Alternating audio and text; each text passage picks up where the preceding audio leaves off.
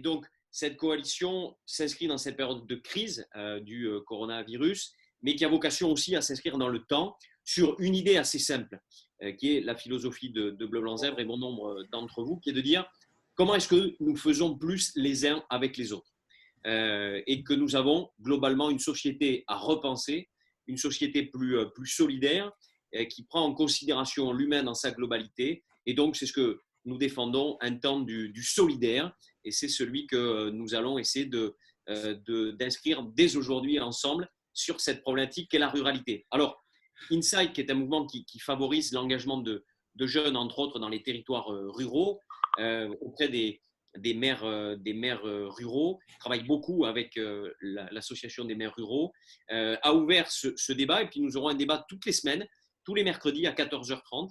La semaine prochaine, ça sera avec une de nos partenaires, Laure Raguenaud, qui travaille à Orange. Laure devait être là sur la conférence, je ne l'ai pas vue encore, mais peut-être y est-elle, qui interviendra. Et puis la semaine suivante, certainement, un maire local pour travailler sur cette question de la ruralité au vu de la crise que nous traversons. Et donc, nous avons voulu introduire cette première conférence avec Cédric Szabo. Cédric Szabo, que je remercie très chaleureusement et très amicalement d'être avec nous cet après-midi, qui est le directeur de l'Association des maires ruraux de France.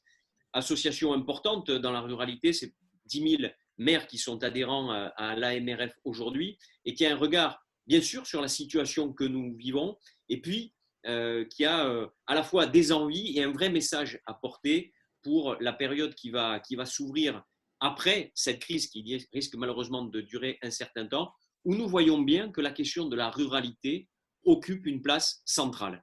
Centrale parce qu'on voit bien que nous avons besoin de solidarité de proximité.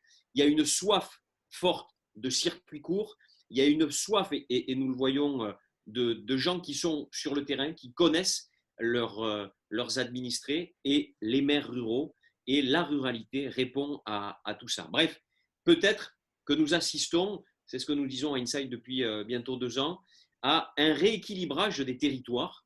Après la grande phase de la métropolisation, c'est peut-être le temps de la ruralité qui est en train de s'ouvrir, non pas dans une démarche d'opposition des territoires contre les autres, ça n'a aucun sens, et ça ne serait vraiment pas dans notre philosophie, mais dans un moment où les territoires vont pouvoir, dans leur spécificité, s'épauler les uns les autres.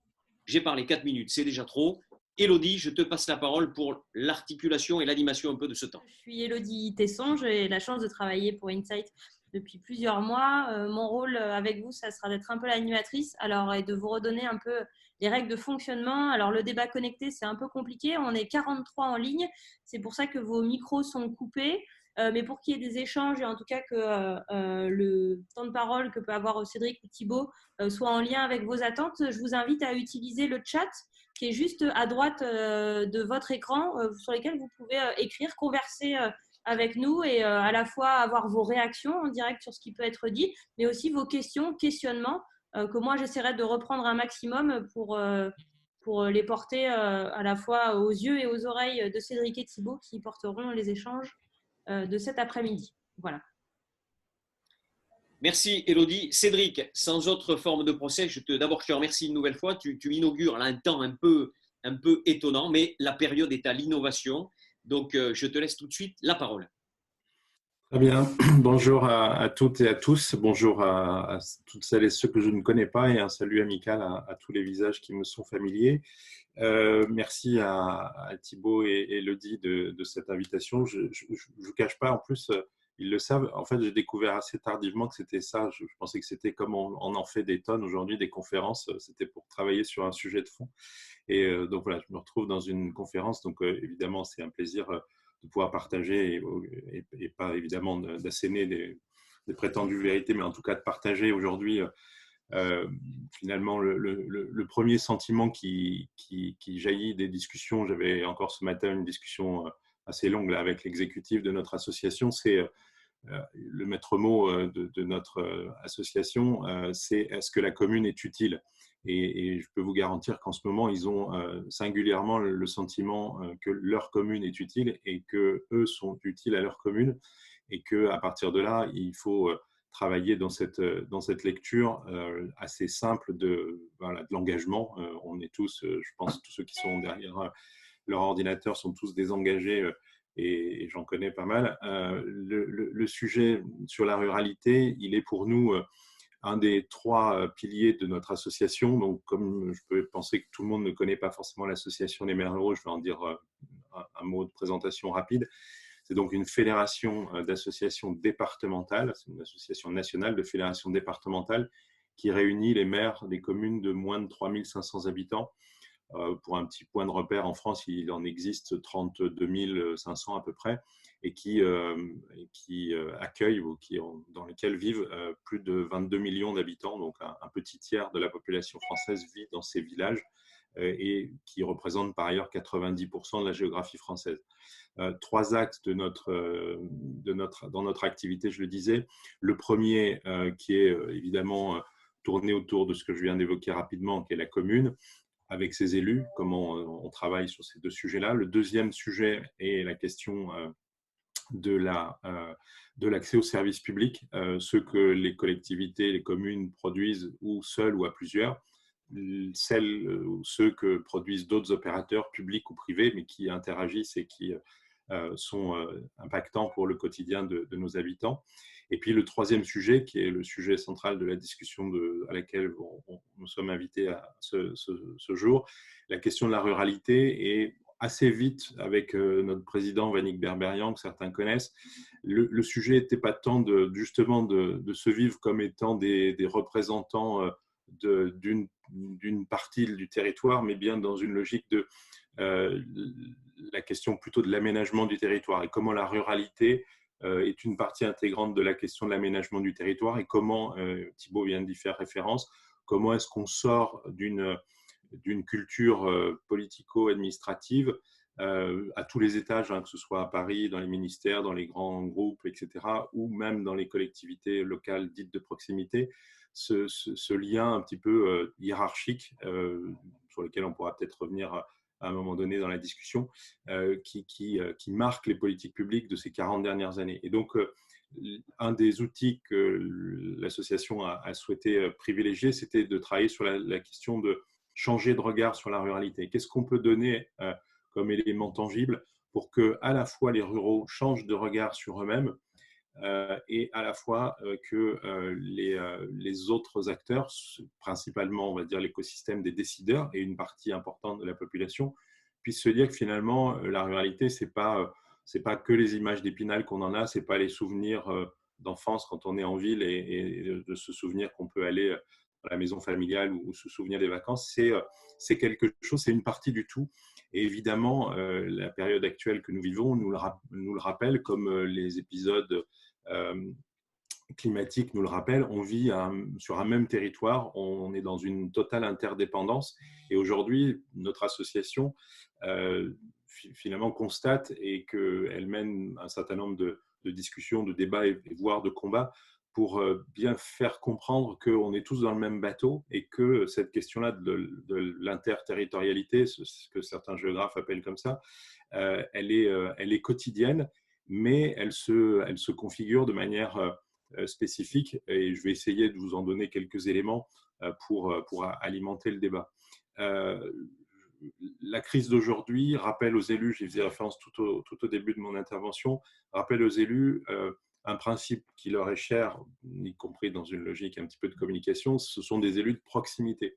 Mais il ne suffit pas de dire qu'ils sont des élus de proximité, ils constatent aujourd'hui qu'ils sont dans la continuité de la proximité. Pourquoi on ajoute cette dimension-là? Parce qu'elle est essentielle, en tout cas aujourd'hui, en tant que révélateur au sens photographique du terme, du fait que d'autres opérateurs, pendant cette crise, ont décidé de quitter, on peut l'espérer très provisoirement, mais de ne plus être là où ils avaient l'habitude d'être. Et on pourra évoquer un certain nombre de configurations spécifiques que vivent aujourd'hui les élus là, dans le cadre de cette crise, et qu'ils se retrouvent finalement à faire le job à la place de ceux qui étaient censés continuer à le faire.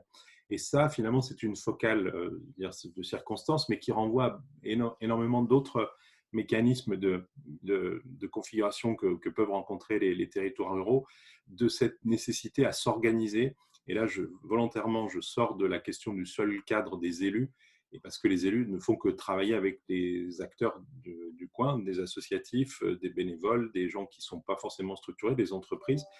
Et là où tout l'intérêt pour nous aujourd'hui de la perspective et l'invitation à la prospective qui nous est lancée là pour ces débats, l'avenir de la ruralité, c'est d'abord l'avenir du pays dans le fait qu'ils prennent conscience, et on le voit aujourd'hui, il y a toujours eu des sondages toujours très positifs en disant il y a beaucoup de franciliens qui veulent aller s'installer à la campagne, il y en a même autour de la table, si je peux me permettre de cette métaphore de notre conférence, et très peu finalement le concrétisent, même si aujourd'hui, par exemple, ça fait quelques années qu'on a arrêté d'être sur de l'exode rural. Il y a encore des territoires qui perdent des habitants, mais il y a quand même beaucoup de ruralité qui gagnent des habitants. Et donc ça, c'est un premier élément extrêmement positif, c'est-à-dire que ces territoires-là sont attractifs, je veux dire, dans une moyenne globale, si je prends ces fameux 80% du territoire. Le deuxième point important, c'est ce que j'évoquais un petit peu, c'est cette interdépendance et le fait de voir qu'aujourd'hui, il y a une prise de conscience des acteurs ruraux, au-delà du monde agricole, je vais le dire comme ça, du fait qu'ils apportent des choses, un concours à la vie urbaine, on va dire les choses comme ça. Aujourd'hui, s'alimenter, ça, tout le monde comprend qu'on ne produit pas en quantité des choses dans les grandes villes, et donc il y a cette richesse-là qui est historiquement assez capitalisée. Mais il y en a d'autres qui aujourd'hui arrivent à prendre conscience qu'il y a une plus-value.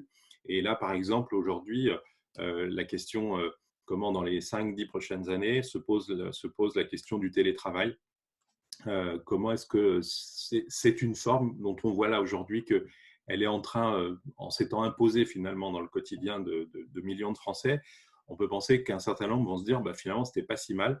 Et que comment est-ce qu'on pense l'aménagement du territoire à partir du fait de revisiter une pratique qui est quand même importante, même si elle n'est pas majoritaire, c'est la pratique de l'activité économique. Et donc, à partir de là, ça ouvre des pistes formidables dans le potentiel du développement du monde rural. Ce matin, on était auditionné à l'Assemblée nationale à la Commission de développement durable, et notre représentant disait, parce qu'on connaît les images qui collent un petit peu à la peau du monde rural et qui sont en grande partie vraies, je vais dire hélas, c'est ces écarts, ces inégalités territoriales, ce que certains appellent les fractures territoriales. Et là, dans notre réseau, c'est vrai qu'on a plutôt la culture, enfin les élus ont plutôt la culture de se dire comment est-ce que d'une difficulté, on en fait une opportunité. Il y a des écarts, et ça veut dire qu'il faut qu'on les comble. Et l'histoire de notre vie politique et administrative nous prouve que si on attend que le champ politique ou l'État, qui sont d'ailleurs souvent une question importante, en fait, on n'y arrive pas. C'est-à-dire que le rapport de force politique, 22 millions contre 44, ça ne marche pas. À l'Assemblée, ça ne marche pas. Au Sénat, c'est de moins en moins vrai. Et donc, cette question-là, il faut qu'on aille la chercher ailleurs que dans le rapport de force politique. Et donc, si on peut s'époumoner à aller chercher comme ça, l'administration centrale, ce n'est pas un reproche que de leur dire qu'aujourd'hui, ils n'ont une représentation de la ruralité que de manière très partielle. Et notre expérience, nous, de réseau d'acteurs national, c'est de considérer qu'aujourd'hui, ce n'est pas un désintérêt, c'est pas un manque de considération, pardon, c'est un désintérêt sur le fait de se dire, voilà, ça reste des territoires, d'ailleurs je crois au programme de l'agrégation il y a 2 ans, ça reste des territoires marginaux. Alors quand la marge d'un pays, ça fait 80% de sa superficie et un tiers de sa population, ça doit interroger tout le monde. C'est ça que nous, on met sur la table en disant, voilà, c'est toutes ces questions-là. Donc, je vous fais grâce de toutes les difficultés sur la santé, sur la mobilité, sur le numérique, etc. On a plein de handicaps, mais on a aussi énormément de potentiel. Et là où moi, ça m'intéresse de discuter avec vous et d'échanger avec des personnes nouvelles et puis avec d'autres personnes qu'on connaît, avec qui on dialogue déjà, cette question-là, aujourd'hui, elle se pose, par exemple, je cite l'interaction assez récente qu'on a développée pendant cette crise-là, d'opérateurs qui sont venus nous voir en disant, on sait, parce que ça commence à parler de la ruralité aujourd'hui, c'est pas que c'est tendance, c'est qu'en fait, on en reparle un peu plus et on en parle davantage. Et même si il y a encore beaucoup de choses à faire, on arrive quand même à cranter un peu dans l'univers médiatique. D'abord parce que, et je le dis, c'est l'occasion aussi de les saluer pour ceux et celles qui sont là, mais on ne travaille pas seul sur ces questions-là. Il y a des gros réseaux comme Famille Rurale, comme les mouvements, les maisons familiales rurales, les MRJC, les foyers ruraux, etc., les aînés ruraux, qui sont des solides réseaux basés dont l'origine fonctionnelle est le monde rural. Et donc, cette alliance-là, j'en dirais peut-être un mot dans la partie d'échange, mais c'est vraiment fondamental aussi parce que finalement, pour se faire une place au soleil, la ruralité, elle doit construire des rapports de force. Il y a des choses qui vont nous y aider. Il y a les enjeux de transition énergétique. Aujourd'hui, les élus sont de plus en plus lucides sur le fait qu'ils ont une partie de la solution. On est passé des grands sites industriels, des centrales, etc., à l'idée de petites unités de production. On suit pas mal ces questions-là en ce moment sur des territoires là, qui font un peu de prospective avec un certain nombre d'opérateurs pour développer les usines de méthanisation. On sait qu'il y a un effet d'opportunité qui est lié, par exemple, à la baisse des dotations. Vous avez tous entendu parler de ça, donc c'est ce que donne l'État ou si peu aux collectivités locales, en tout cas au rural. Et quelles sont les stratégies des collectivités locales pour compenser finalement ces pertes de dotation. Et donc là, beaucoup d'élus se disent, on a sans doute, nous, une capacité à créer de la richesse. Et ça, c'est vraiment un point vraiment fort de la discussion. Et l'autre point fort, moi, que je veux tester avec vous et je veux discuter, c'est que justement, derrière la notion de coopération, derrière l'idée de faire ensemble, de faire à plusieurs, qui est une idée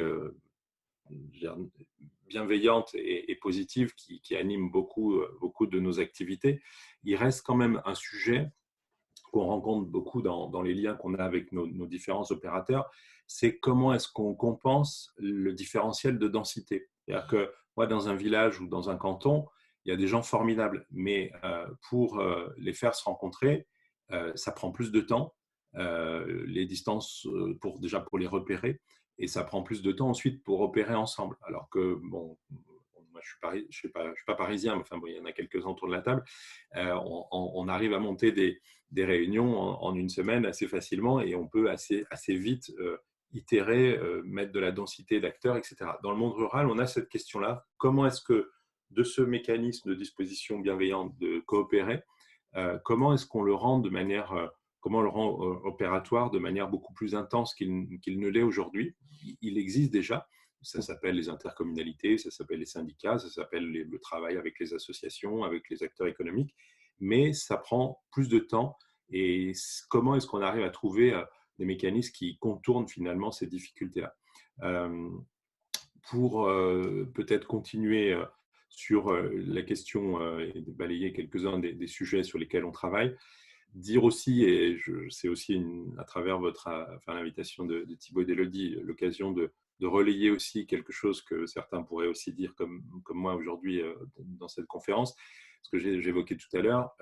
On travaille avec beaucoup d'acteurs aujourd'hui. On a constitué, il y a maintenant bientôt un an, c'était en juin 2019, un groupe, une espèce de môle un peu informel, comment dire, un attelage assez léger en termes de formalisme, mais qu'on appelle le Parlement rural et qui est là pour justement brasser un petit peu toute cette effervescence, toute cette envie de faire des choses formidables et de se dire à un moment donné quand est-ce qu'on peut faire bouger un certain nombre de lignes.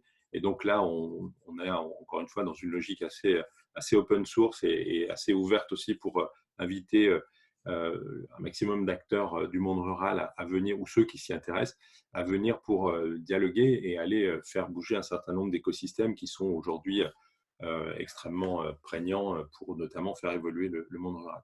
Je disais à un moment donné aussi, on gagne de la population et dans les populations qu'on gagne, on gagne énormément d'entrepreneurs, d'acteurs économiques. Je crois que c'était une statistique de l'Université de Montpellier, là, du laboratoire ruralité là, de Chevalier, qui expliquait que 85% des gens qui s'installent à la campagne sont des porteurs d'activités économiques. Donc on a aussi la question de la richesse. Et ce matin, là, l'exécutif de l'association travaillait sur la question c'est quoi la relance économique que doit construire notre pays au lendemain de cette crise, à partir des territoires ruraux. Et donc là, on revient sur la question de et ça c'est un problème structurel du monde rural, comment est-ce qu'on arrive à mettre les choses sur l'écran radar des opérateurs principaux ou en tout cas qui avancent sur un modèle industriel. Je prends l'exemple du soutien aux TPE ou aux PME. Aujourd'hui, la banque publique d'investissement, elle est très largement, par exemple, concentrée sur l'appui aux grosses structures qui sont situées dans les métropoles. Elles en ont besoin, il n'y a pas de sujet, il n'y a pas de jalousie derrière ça. C'est juste que ce qu'on dit, c'est qu'aujourd'hui, une TPE en milieu rural, qui peut avoir d'autres besoins, mais des besoins bien réels, aujourd'hui, elle n'apparaît pas sur l'écran radar. On a la question de la médiation numérique, on a notre quota aussi de gens qui sont éloignés du numérique, pas simplement pour la qualité du flux du débit filaire ou téléphonique, mais tout simplement parce qu'ils n'ont pas, voilà, c'est pas des praticiens de ça. Et aujourd'hui, comment on densifie les mécanismes d'accompagnement de ces personnes-là par des dispositifs qui, par définition, coûtent de l'argent public ou privé, mais qui coûtent de l'argent et qui coûtent d'autant plus d'argent que la densité est plus faible. Donc, c'est un peu cette question-là qu'il faut sur lesquelles on avance. Avec, encore une fois, je vais m'arrêter là pour permettre un échange le plus long possible. Ce fonds ancré et chevillé au corps de beaucoup de maires de notre réseau. Je dis beaucoup parce que c'est aussi un travail pour notre association de convaincre, on le disait ce matin à l'Assemblée, tous les maires ne sont pas sautés de joie ou en tout cas ne se sont pas levés le premier matin du confinement en ayant la solution aux difficultés que rencontrait leur population. Mais c'est que finalement, en étant stimulés, en étant interpellés localement, ils sont venus sur le terrain et ils sont finalement retrouvés en étant opérateurs de fait. Et donc, cette question-là, elle est essentielle de ce lien de proximité avec des réseaux qui sont ailleurs et pour lesquels on sait qu'on a des choses formidables à faire ensemble et pour lesquels on est en train et on cherche et on trouve aussi, hein, bien sûr, mais on cherche des solutions parce que typiquement, je termine là-dessus, en ce moment, nos enfants scolarisés qui habitent dans les villages ruraux, donc l'école n'est pas forcément dans le village, a fortiori le collège ou le lycée, comment est-ce c'est quoi la continuité pédagogique dans un village quand votre famille n'a pas d'ordinateur ou n'a pas le haut débit? Et bien, c'est la mairie. Bon, donc ça, c'est formidable, c'est des petites pépites, on peut tous se féliciter de ça. Mais comment est-ce qu'on transforme ce modèle-là? Et c'est peut-être aussi en forme de conclusion provisoire, une interpellation, c'est-à-dire que les acteurs du monde rural doivent être solidaires entre eux. C'est-à-dire que moi, je ne peux pas, les maires ruraux, vous avez la devise derrière, des maires au service des maires, ça ne suffit pas. C'est qu'il faut aussi que ce qu'on défend ou ce qu'on promeut ou ce qu'on explique qui serait nécessaire pour les élus, il faut que d'autres acteurs du monde rural se l'accaparent et le portent. On a un combat historique sur les écarts de dotation, j'évoquais ça tout à l'heure, on pourra peut-être en parler dans le détail. Mais par exemple, la question de l'ingénierie. Aujourd'hui, vous avez pléthore d'ingénierie pour accompagner les grands projets urbains. Moi, je n'ai pas cette ingénierie-là dispersée dans l'ensemble du pays. Et pourtant, j'ai des besoins, j'ai des élus qui ont envie de faire, j'ai des élus qui ont des idées, qui ont des projets, et ils vont prendre plus de temps pour faire déboucher leurs projets. Et c'est ça aussi le combat un peu prospectif là-dessus. Donc, c'est à la fois la place de la ruralité dans l'écosystème national et même européen, parce que ce que j'ai dit sur les proportions que j'ai citées pour la France, entre le rural et l'urbain, c'est exactement les mêmes au niveau européen. 90% du territoire européen est rural. J'étais il n'y a pas très longtemps en Allemagne. On est peut-être même connu pour ça. On aime bien râler pour expliquer un peu les réalités objectives que peuvent vivre nos habitants et nos élus. Mais quand j'ai visité la ruralité allemande et dialogue avec les acteurs ruraux polonais, etc., on voit que peut-être, et je termine par une pirouette là-dessus, peut-être que notre modèle aux 36 000 communes qui est si souvent décrié ailleurs que là où elles se vivent, il est une forme de résilience et il est aussi une forme d'appui de maillage pour faire repartir à la fois l'économie, les projets et puis cette vision positive et optimiste du développement de notre pays. Voilà, merci de votre attention. Merci beaucoup Cédric. En lisant quelques-unes de vos interventions, alors on peut applaudir comme ça si vous voulez, comme ça on voit On voit les gens, voilà, c'est bien, ça fait pas de bruit. Ouais, tu vois. Il y a deux sujets importants qui ont été relevés. D'une part, la question du numérique, on voit bien aujourd'hui, et Laure Haguenau qui est très très connectée là-dessus, qui est en bas à gauche de moi mon écran, qui a mis un petit bravo comme ça, qui est bien plus forte que beaucoup d'entre nous, interviendra la semaine prochaine sur cette question du numérique avec des enjeux très très forts aujourd'hui. On le voit bien, pas la peine de développer. Et a été évoquée également la question des tiers-lieux ruraux pour travailler. Donc, j'ai vu qu'il y avait Vincent Panier de Base 10 qui était dans notre conférence. Et on demandera à Vincent d'intervenir aussi sur un de ces mercredis là, sur cette question des tiers-lieux. Je n'ai pas vu d'autres éléments. Alors, il y a la question du carbone, bien sûr, qui est tout à fait importante, la question environnementale. Mais pour relancer peut-être un peu, donc si vous avez des questions, là, n'hésitez pas à les envoyer. On a encore un petit quart d'heure devant nous. Ah, je vois une question. MSAP, proximité, ok, très bien. Moi, j'aimerais que tu reviennes peut-être, Cédric. On voit bien les efforts qui sont faits depuis un certain nombre d'années, en particulier de la MRF, et tu citais le Parlement rural, etc. D'autres initiatives. On a ce que vous faites en ce moment avec les amis de Bouche-ton-Coq.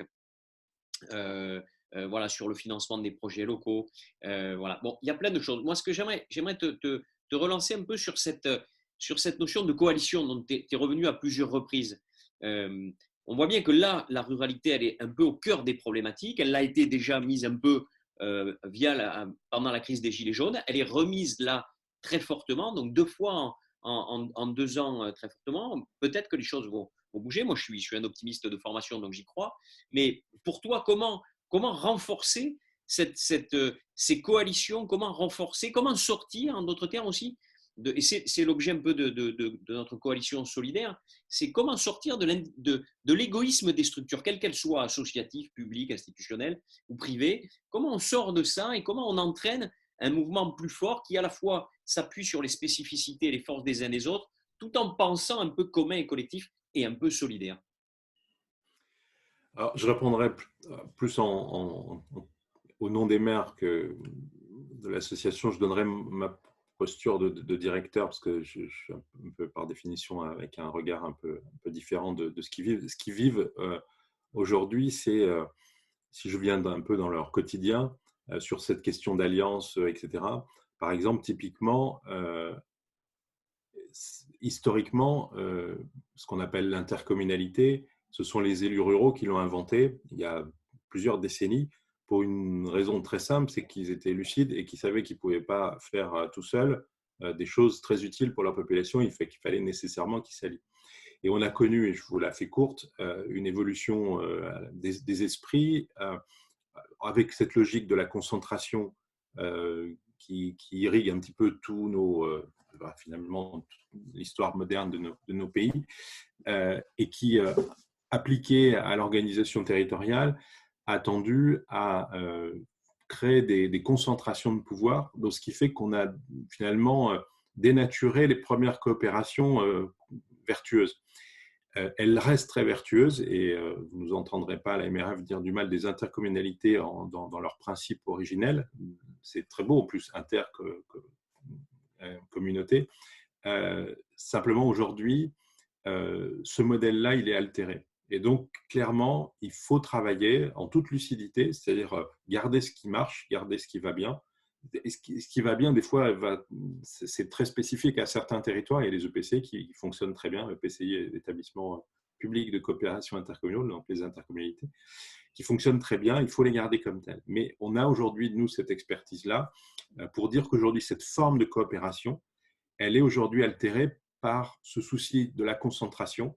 Et les hommes et les femmes étant ce qu'ils sont, c'est un mécanisme qui aujourd'hui fait pas mal de ravages et donc qui amène les élus ruraux, en tout cas ceux de mon réseau, à être très, à la fois à certains égards circonspects et de l'autre côté très combatifs. Ça fait quelques années qu'on travaille sur l'idée de comment reprendre la main, c'est-à-dire que c'est aussi la question de la maîtrise de sa destinée, quoi. C'est-à-dire que s'en remettre toujours aux autres, c'est toujours une difficulté.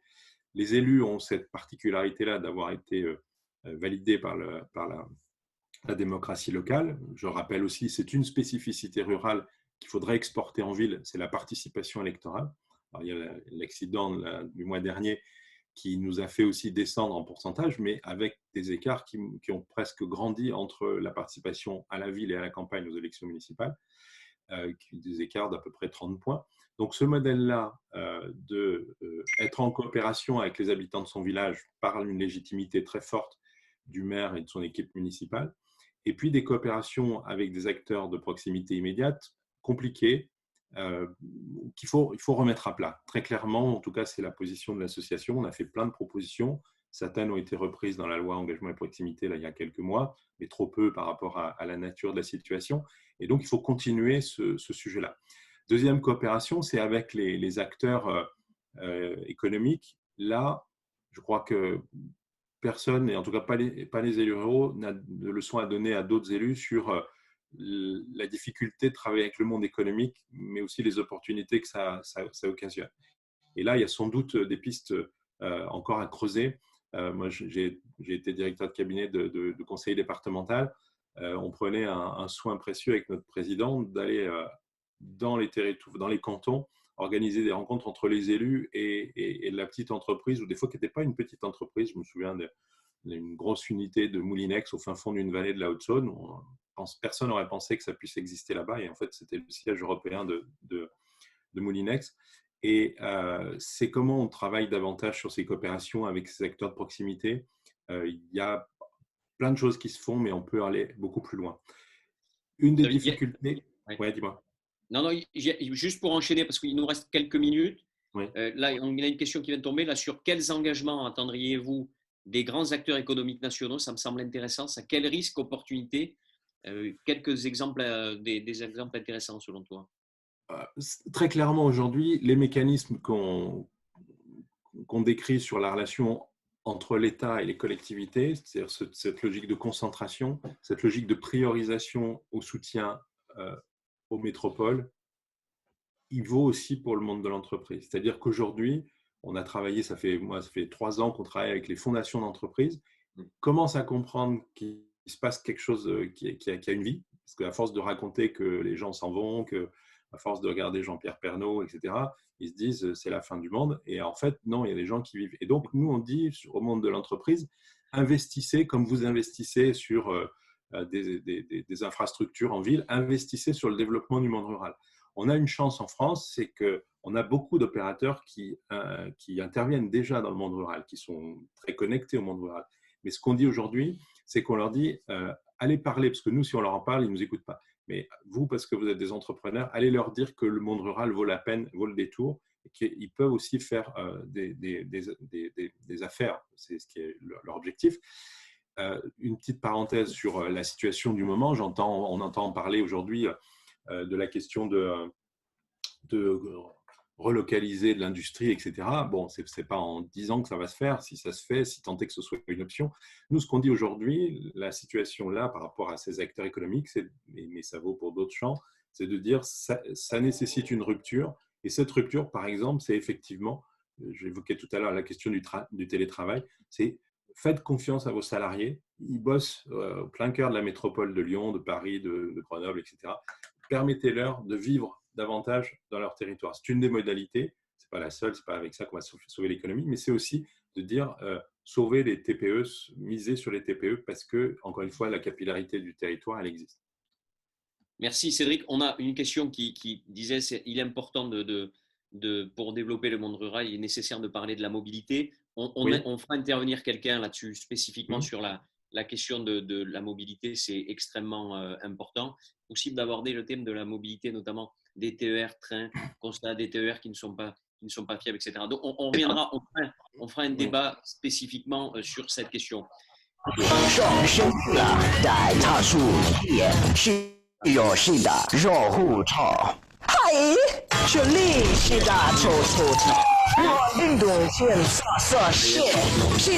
nous avait dit que sur Zoom, éventuellement, on pouvait être espionné. Oui, voilà pourquoi.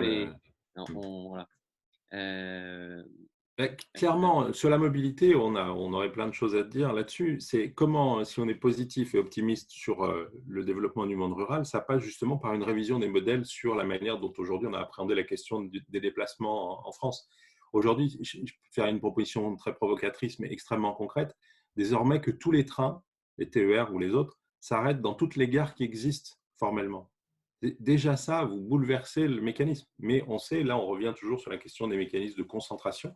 Il y a quelque chose de possible qui coûte toujours quelque chose, mais qui est matériellement, qui rapporte énormément, c'est de se dire, je vais m'arrêter dans toutes les gares qui existent. Vous verrez qu'il y a plus de gens qui monteront dedans, si c'est des cadencements réguliers, etc., ça on connaît les mécaniques, et qui utiliseront moins leur voiture. Voilà, bon, ça c'est une des modalités, mais je réponds de manière… Non, mais c'est bien, ça nous fait, c'est important aussi qu'on sorte de ces 40-45 minutes un peu de débat avec quelques propositions. Là, on en a déjà une.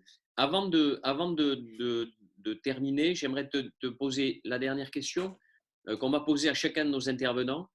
Si on garde quelque chose de tout ça, de cette crise que l'on traverse, pour toi, c'est quoi sur les questions de ruralité? C'est qu'il y a une forme de résilience qui n'est pas encore suffisamment scannée, consultée, et c'est quelque chose qui existe en dehors de cette période de crise, c'est qu'on ne sait pas capitaliser sur la connaissance des acteurs ruraux. Moi, je le connais bien par rapport à mes élus, ils savent des trucs formidables qui permettraient de faire avancer le pays beaucoup plus vite. Mais comme personne ne s'intéresse à cette connaissance-là, on nous dit, c'était quoi? C'était le sommet de Lisbonne, il y a quelques décennies maintenant, sur l'économie de la connaissance. On prend en compte la connaissance des acteurs pour des processus qui opèrent aujourd'hui et qui seraient bien plus efficaces sur la question du numérique, par exemple. Finissons la 4G, un petit clin d'œil à Laure et à ses collègues, avant de passer à la 5G. Ça peut être une ambition du pays, par exemple, de dire il y a une solidarité qui peut s'organiser, de dire on prend conscience, nous urbains, que ça ne sert à rien qu'on puisse faire de la 5G dans le métro tant que nos copains à la campagne ne peuvent pas téléphoner ou télécharger les devoirs que la maîtresse leur envoie sur l'ordinateur. Merci beaucoup Cédric. On a des questions, là, vous l'avez vu, hein, sur le rapport de Salomé Berliou sur les questions d'éducation, etc. On reviendra, bien sûr, Salomé pourra être une intervenante aussi de ce temps, on va le garder. J'aimerais, avant de clore, d'abord vous remercier un peu pour remercier Cédric pour son intervention. C'est pas simple comme format, mais on va être obligé, notre société, de s'adapter à ces situations-là. Tu vois, tu disais, c'est difficile de se voir en ruralité, plus qu'en ville. Finalement, là, grâce au numérique et grâce au travail, entre autres remarquable, de Laure sur la question de la connectivité, on va se voir de plus en plus via le numérique. J'aimerais que vous puissiez nous dire,